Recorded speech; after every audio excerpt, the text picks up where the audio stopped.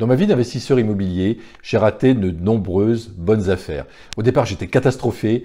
Et puis, avec l'expérience et le recul, je me suis aperçu que c'était toujours une bonne chose. Je vais vous présenter deux expériences concrètes que j'ai vécues à la fin de cette vidéo.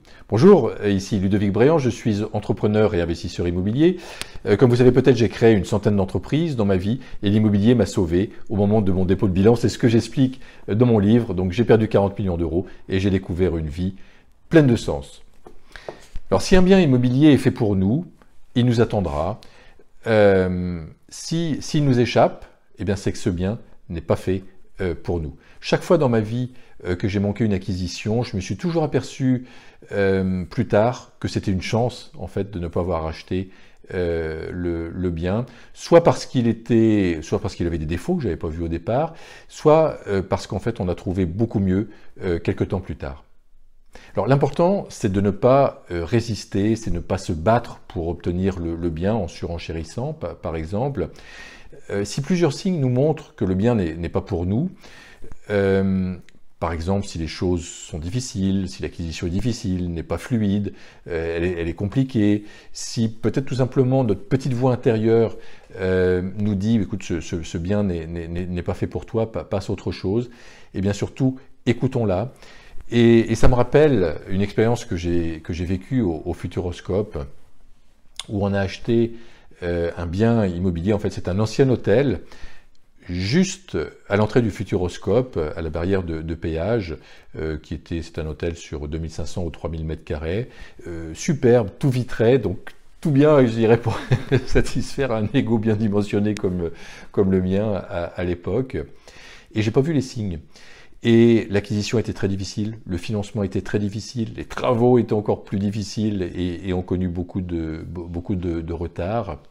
Il y a eu des odeurs persistantes pendant plusieurs mois, on n'a pas réussi à trouver la cause.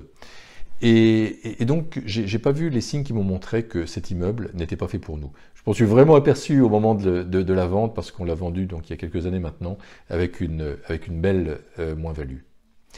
Un petit peu plus tard, on souhaitait acquérir un bien immobilier à La Rochelle.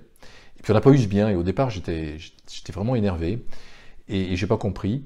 Et quelques temps plus tard, en fait, ce bien est tombé en zone inondable, et donc il a perdu une grande partie de sa valeur. Donc là, vraiment, on a été protégé.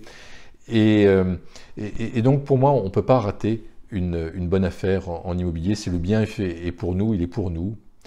Et il y a une quinzaine d'années, on a comme ça acheté notre résidence secondaire sur l'île de Ré. En fait, le terrain était en première ligne de la dune, mais il était en vente depuis un an, à un prix très bas, parce que personne n'avait vu le potentiel.